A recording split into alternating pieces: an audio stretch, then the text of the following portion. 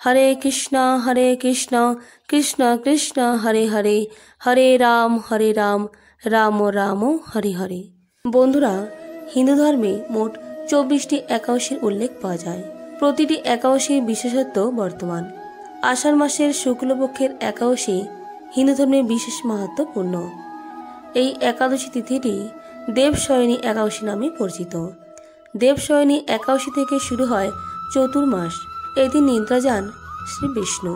তাই আজকের ভিডিওতে জেনে নেব এই শয়ন বা দেবশয়নী একাদশী কি, এই একাদশী ব্রত কবে পালিত হবে, এই একাদশীর মাহাত্ম্য কিভাবে পালন করবেন, একাদশী ব্রত পালন করলে কি ফল লাভ হয়, না করলে কি অপরাধ হয়, পালন কিভাবে করবেন, পালনের সময়সীমা।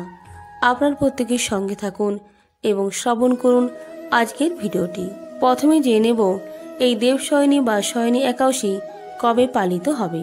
এই শয়ন একাদশী পালিত হবে 21শে আষাঢ় রবিবার 1432 বঙ্গাব্দ 6 জুলাই 2025।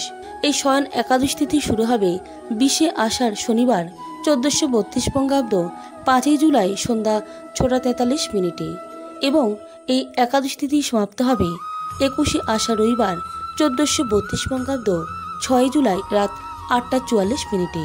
এবার আমরা জেনে নেব পশ্চিমবঙ্গের পালনের সময়সীমা। 7 জুলাই সোমবার সকাল 4:57 থেকে সকাল 9:24 মধ্যে। আষাঢ় শুক্ল একাদশী তিথি অর্থাৎ দেবশয়নী একাদশী থেকে ক্ষীরসাগরে নিদ্রায় যান শ্রীনারায়ণ। এই একাদশী তিথি আবার হরিশয়নী একাদশী, আষাঢ়ী একাদশী, পদ্মনাভা একাদশী নামেও পরিচিত। দেবশয়নী একাদশীতে হরি আরাধনা করলে ব্যক্তি নরক ও যমলোকের যাতনা থেকে মুক্তি পায়, বৈকুণ্ঠ লাভ করেন জাতক। পৌরাণিক ধারণা অনুযায়ী দেবশয়নী একাদশী ব্রত পালন ও বিষ্ণুর আরাধনা করলে নারায়ণের আশীর্বাদ পাওয়া যায়, ব্যক্তির সমস্ত পাপ ক্ষয় হয়। এমনকি এই একাদশী ব্রতের প্রভাবে ব্যক্তি মোক্ষ লাভ করেন। প্রচলিত বিশ্বাস অনুযায়ী দেবশয়নী একাদশী দিনে দেবতারা উপবাস করে বিষ্ণুর আরাধনা করেন। এই দিন থেকে 4 মাসের জন্য নিদ্রা যান শ্রী বিষ্ণু।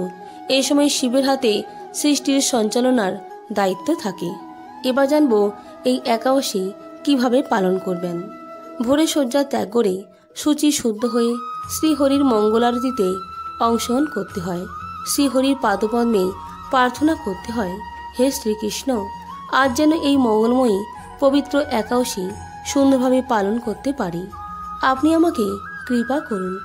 একাদশীতে গায়ে তেল মাখা, সাবান মাখা, পরনিন্দা, পরচর্চা, মিথ্যা ভাষণ, ক্রোধ, দিবানিদ্রা, সাংসারিক আলাপাদি বর্জনীয়। বন্ধুরা, এই একাদশীতে উপবাস অত্যন্ত গুরুত্বপূর্ণ।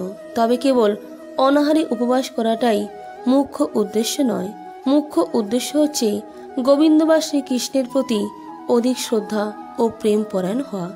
উপমানে নিকটে, বাস মানে অবস্থান করা, অর্থাৎ শ্রীহরির নিকটে অবস্থান করা। একাদশী দিন উপবাস করার মুখ্য উদ্দেশ্য হচ্ছে শারীরিক আবশ্যকতাগুলি খর্ব করে ভগবানের মহিমা কীর্তন এবং অন্যভাবে ভগবানের সেবা করে সময়ের সদ্ব্যবহার করা।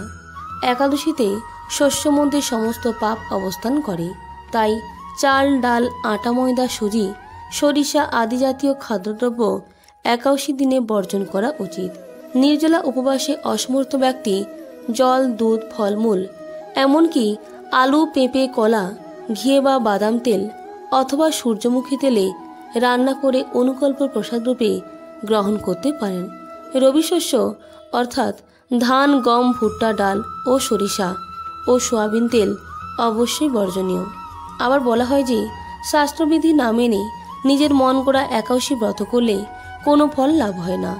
দৈববশত যদি কখনো একাদশী ভঙ্গ হয়ে যায় তবে ক্ষমা ভিক্ষা করে পুনরায় ব্রত পালন করতে হয়। এই দিন গঙ্গা আদি তীর্থে স্নান করতে হয়। মন্দির মার্জন, শ্রীহরির পূজা অর্চনা, স্তব, স্তুতি, গীতা, ভাগবত পাঠ, আলোচনায় বেশি করে সময় অতিবাহিত করতে হয়।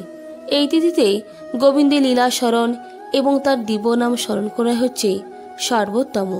শিল প্রভুপাদ ভক্তদের একাদশীতে 25 মালা বা যথেষ্ট সময় পেলে আরও বেশি জপ করার নির্দেশ দিয়েছেন এবং এই একাদশীর মাহাত্ম্য কথা শ্রবণ করতে হয়।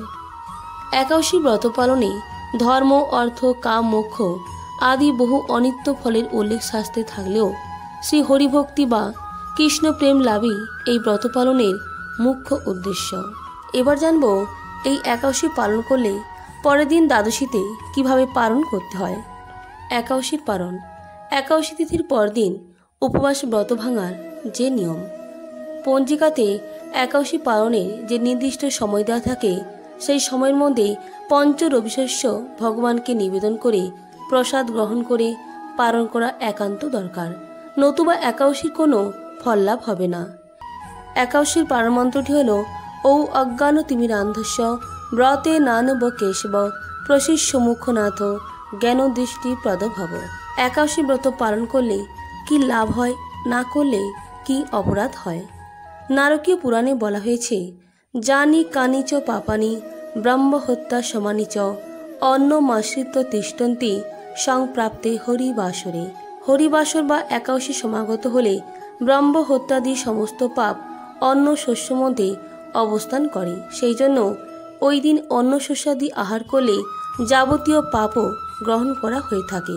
তাই একাদশীতে মঙ্গলাকাঙ্ক্ষী ব্যক্তিরা শস্যজাতীয় খাবার গ্রহণ করেন না। স্কন্দপুরাণে পার্বতী দেবীকে মহাদেব বলেছেন, একাদশীতে যে মানুষ অন্ন ভক্ষণ করে যমদূতীরা তার মুখে তপ্ত লোহার অস্ত্র নিক্ষেপের ব্যবস্থা করে রাখে।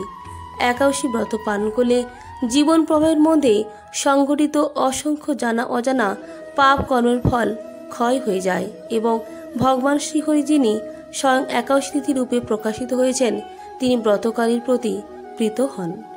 বন্ধুরা, এই ছিল আজকের ভিডিওর মূল আলোচ্য বিষয়বস্তু।